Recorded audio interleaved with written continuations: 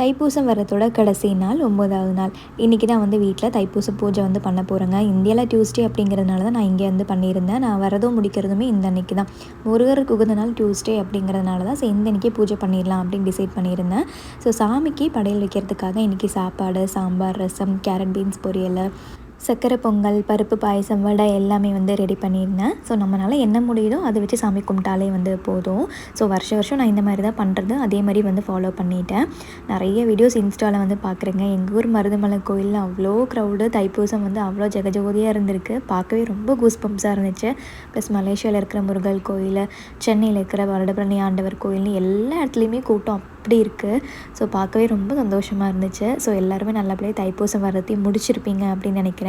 நிறைய பேர் இன்ஸ்டாவில் மெசேஜ் பண்ணியிருந்தீங்க என்னால் இருக்க முடியல அப்படின்ட்டு. கவலையப்பட வேண்டாம். மனசார முருகரை வேண்டிக்கோங்க. உங்களோட வேண்டுதல் என்னவோ அவர் கண்டிப்பாக வந்து நிறைவேற்றுவார். ஃபைனலி என்னோடய தைப்பூசம் விரதம் நல்லபடியாக வந்து முடிச்சுதுங்க.